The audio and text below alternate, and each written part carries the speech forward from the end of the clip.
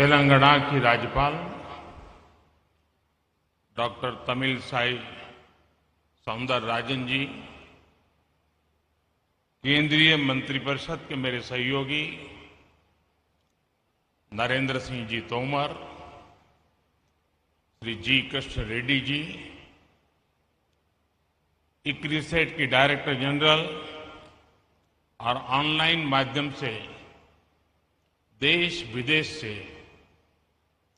खासकर अफ्रीकी देशों से जुड़े महानुभाव, यहां उपस्थित देवियों और सज्जनों, आज वसंत पंचमी का पावन पर्व है। आज हम ज्ञान की देवी मां सरस्वती की पूजा करते हैं। आप सभी जिस क्षेत्र में हैं, उसका आधार ज्ञान, विज्ञान, इनोवेशन, इन्वेंशन ही है। और इसलिए वसंत पंचमी के दिन इस आयोजन का एक विशेष महत्व हो जाए। आप सभी को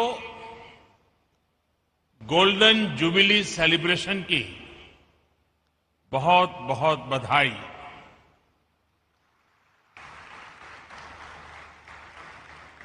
साथियों, 50 साल एक बहुत बड़ा समय होता है और इस 50 साल की यात्रा में जब जब जिसने जो योगदान दिया है, वे सभी अभिनंदन के अधिकारी हैं। इस कार्य को आगे बढ़ाने के लिए जिन जिन लोगों ने प्रयास किया है, मैं उनका भी आज अभिनंदन करता हूं। ये भी अद्भुत संयोग है कि आज जब भारत अपनी आजादी के 75 वर्ष का पर्व मना रहा है, तो आपकी संस्था 50 साल के इस अहम पड़ाव पर है। जब भारत ने आजादी के 100 वर्ष मनाएगा, तो आप 75 वर्ष में होंगे। जैसे भारत ने अगले 25 वर्षों के लिए नए लक्ष्य बनाए हैं, उन पर काम करना शुरू कर दिया है, वैसे ही अगले 25 वर्ष इक्रिसेट के लिए भी उतने ही अहम है। साथियों, आपके पास 5 दशकों का अनुभव है। इन 5 दशकों में आपने भारत सहित दुनिया के एक बड़े हिस्से में कृषि क्षेत्र की मदद की है। आपकी रिसर्च, आपकी टेक्नोलॉजी ने मुश्किल परिस्थितियों में खेती को आसान और सस्टेनेबल बनाया है। अभी मैंने जो टेक्नोलॉजी डिस्प्ले देखा, उसमें इक्रिसेट के प्रयासों की सफलता नजर आती है। पानी और मिट्टी का मैनेजमेंट हो, क्रॉप वैरायटी और प्रोडक्शन प्रैक्टिसेस में सुधार हो, ऑन फार्म डायवर्सिटी में बढ़ोतरी हो, लाइव स्टॉक इंटीग्रेशन हो और किसानों को मार्केट से जोड़ना हो, ये होलिस्टिक अप्रोच निश्चित रूप से एग्रीकल्चर को सस्टेनेबल बनाने में मदद करती है। तेलंगाना और आंध्र प्रदेश में दालों, विशेष रूप से चिकपी को लेकर इस क्षेत्र में जो विस्तार हुआ है उसमें आपका योगदान अहम रहा है। किसानों के साथ इक्रिसेट की यही कोलैबोरेटिव अप्रोच खेती को और सशक्त करेगी, समृद्ध करेगी। आज climate change research facility on planet protection और रैपिड जनरेशन एडवांसमेंट फैसिलिटी के रूप में नई फैसिलिटीज का उद्घाटन हुआ है। ये रिसर्च फैसिलिटीज क्लाइमेट चेंज की चुनौती का सामना करने में कृषि जगत की बहुत मदद करेंगे। और आपको पता होगा, बदलते हुए क्लाइमेट में हमारी एग्रीकल्चर प्रैक्टिसेस में क्या परिवर्तन लाने चाहिए, उसी प्रकार से भारत ने लास्ट एक बहुत बड़ा इनिशिएटिव लिया है कि क्लाइमेट चेंज के कारण जो परिस्थितियां पैदा हुई हैं, नेचुरल कैलेमिटीज आती है, उसमें मानव मृत्यु की चर्चा तो सामने आती है, लेकिन इंफ्रास्ट्रक्चर का जो नुकसान होता है वो पूरी व्यवस्थाओं को चरमरा देता है। और इसलिए भारत सरकार ने क्लाइमेट रेजिस्टेंस वाले इंफ्रास्ट्रक्चर के लिए उस पर चिंतन मनन और योजनाएं बनाने के लिए ग्लोबल लेवल के इंस्टीट्यूट को जन्म दिया है।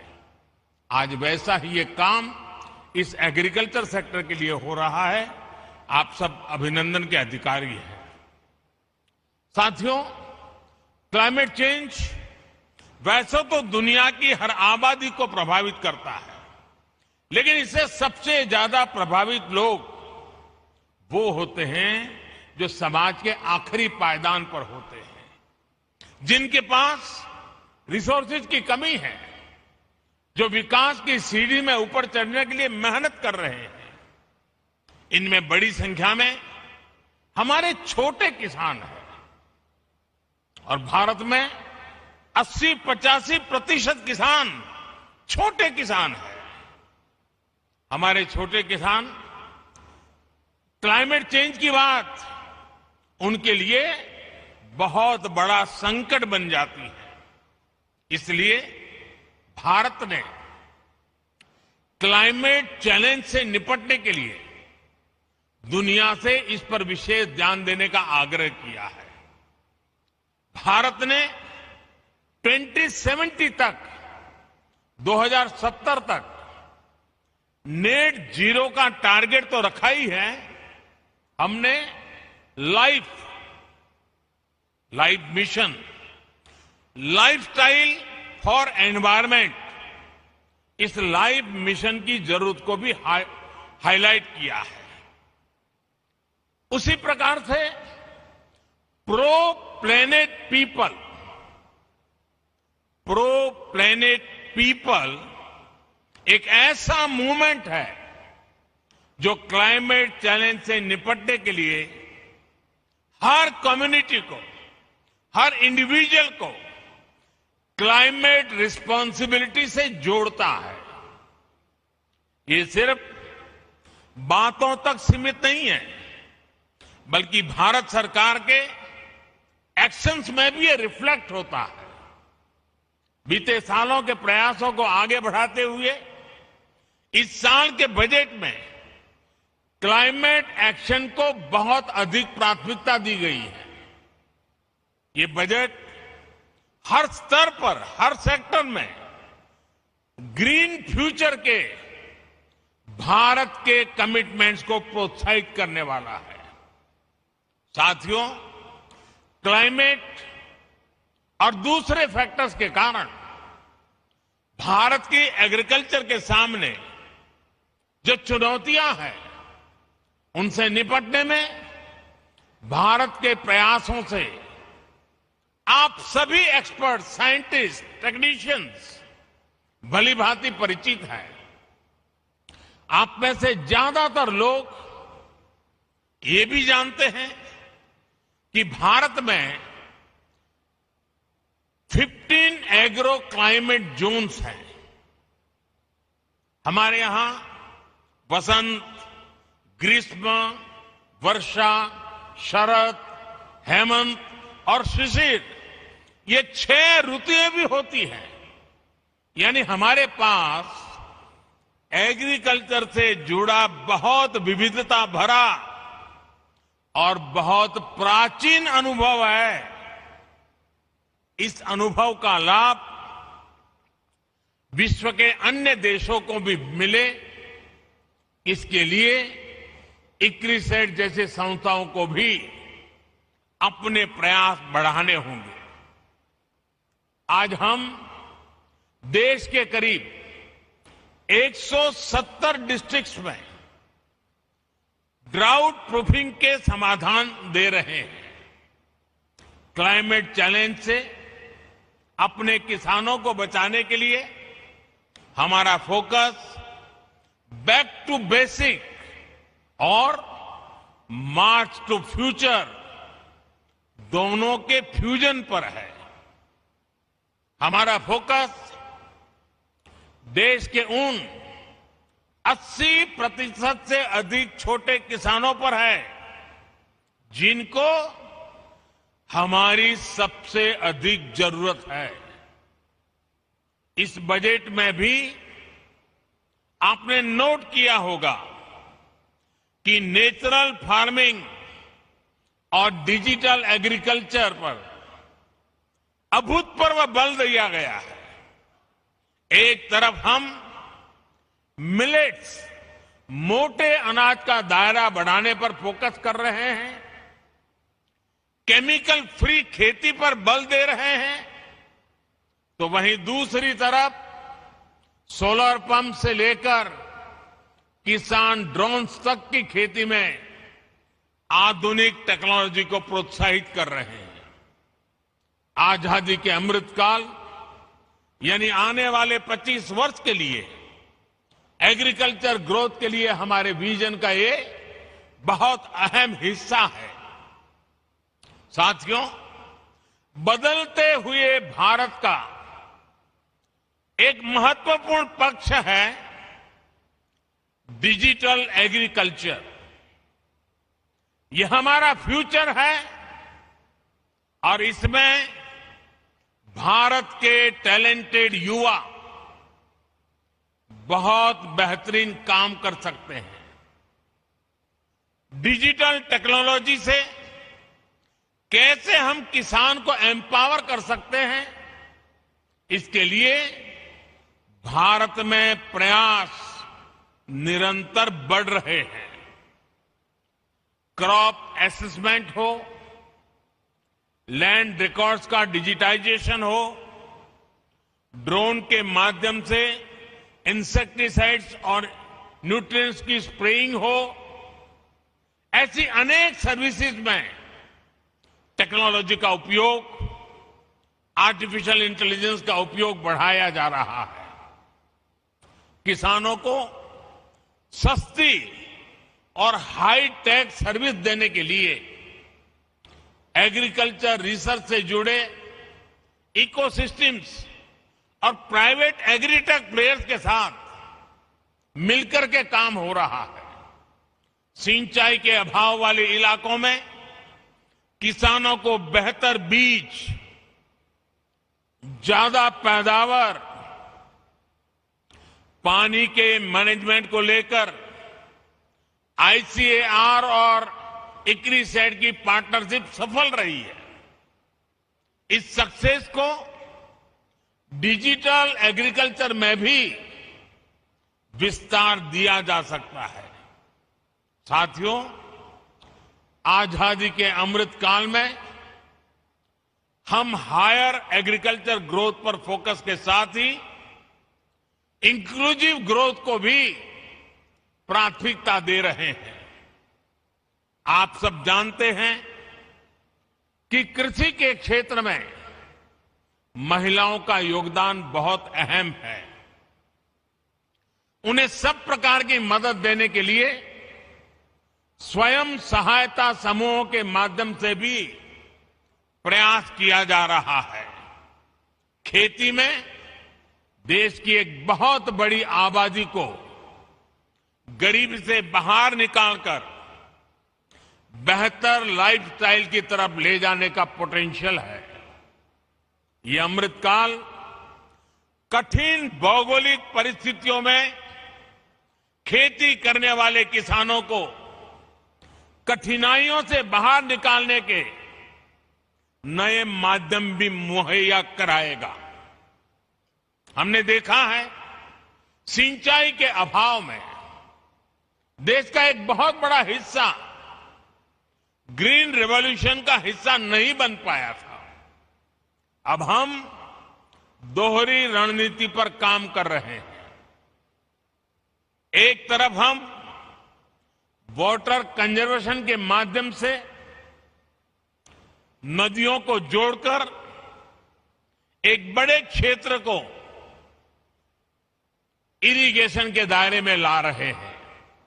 और अभी जब मैं प्रारंभ में यहां के सारे अचीवमेंट्स को देख रहा था तो उसमें बुंदेलखंड में किस प्रकार से पानी के प्रबंधन को और पर ड्रॉप मोर क्रॉप के मिशन को सफल करने के लिए कैसे सफलता पाई है उसका विस्तार से वर्णन मेरे सामने साइंटिस्ट कर रहे थे।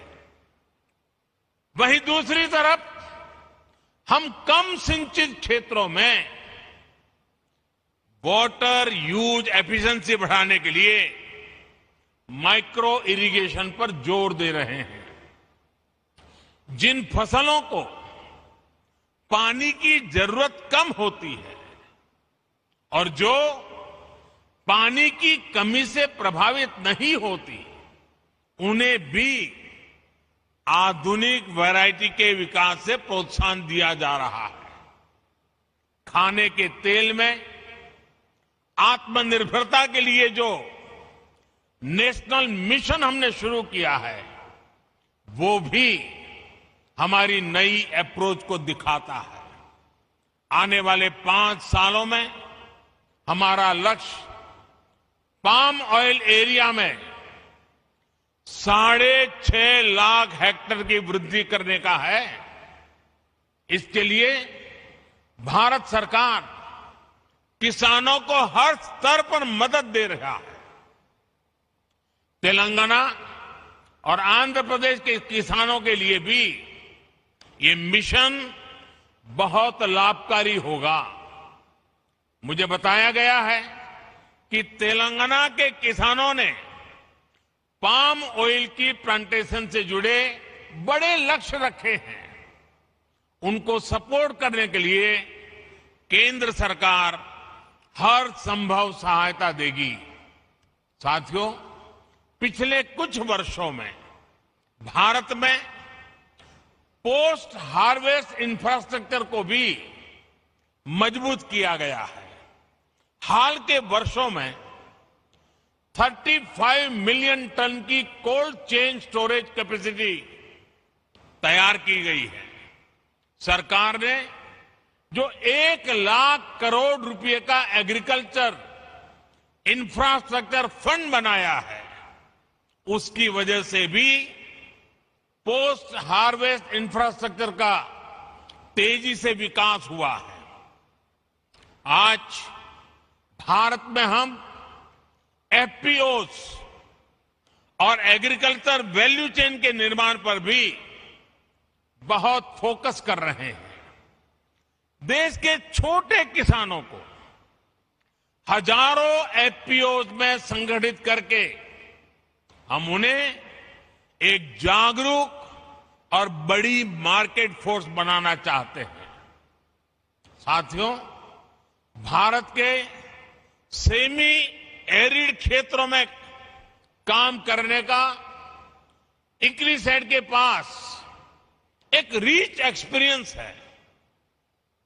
इसलिए सेमी एरिड क्षेत्रों के लिए हमें मिलकर किसानों को जोड़कर सस्टेनेबल और डाइवर्सिफाइड प्रोडक्शन सिस्टम का निर्माण करना होगा। अपने अनुभवों को ईस्ट और साउथ अफ्रीका के देशों के साथ शेयर करने के लिए एक्सचेंज प्रोग्राम भी शुरू किया जा सकता है। हमारा लक्ष्य सिर्फ अनाज का प्रोडक्शन बढ़ाना ही नहीं है।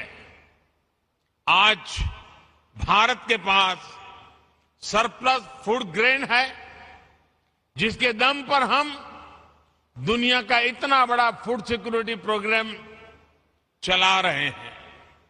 अब हम फूड सिक्योरिटी के साथ साथ न्यूट्रिशन सिक्योरिटी पर फोकस कर रहे हैं।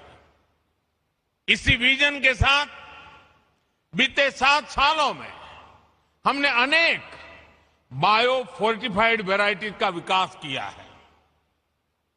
अब अपनी खेती को डाइवर्सिफाइड करने के लिए अपने सूखा प्रभावित क्षेत्रों में अधिक उत्पादन के लिए बीमारियों और कीटों से अधिक सुरक्षा देने वाली रिजिलिएंट वैरायटीज पर हमें ज्यादा से ज्यादा काम करना है। साथियों, इक्रिसेट, आईसीएआर और एग्रीकल्चर यूनिवर्सिटी के साथ मिलकर एक और इनिशिएटिव पर काम कर सकता है। ये क्षेत्र है बायोफ्यूल का। आप तो स्वीट सोरगम उस पर काम करते रहे हैं। आप ऐसे बीज तैयार कर सकते हैं जिससे सूखा प्रभावित किसान या कम जमीन वाले किसान अधिक बायोफ्यूल देने वाली फसलें उगा सके। बीजों की प्रभावी डिलीवरी कैसे हो, उनके प्रति विश्वास कैसे पैदा हो, इसको लेकर भी मिलकर हम सबको साथ मिलकर के काम करने की जरूरत है।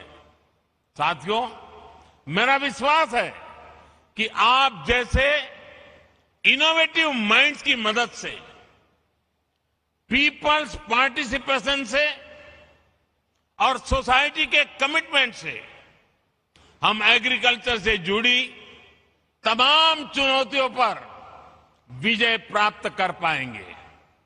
भारत और दुनिया के किसानों का जीवन बेहतर बनाने में आप ज्यादा समर्थ हो, बेहतर से बेहतर टेक्नोलॉजिकल सॉल्यूशन देते रहें। इसी कामना के साथ एक बार फिर इक्रिसेट को इस महत्वपूर्ण पड़ाव पर उनके भव्य भूतकाल का अभिनंदन करते हुए, उज्जवल भविष्य की कामना करते हुए, देश के किसानों की आन बान शान के रूप में आपका ये पुरुषार्थ काम आए, इसीलिए मेरी बहुत बहुत शुभकामनाएं, बहुत बहुत बधाई। धन्यवाद।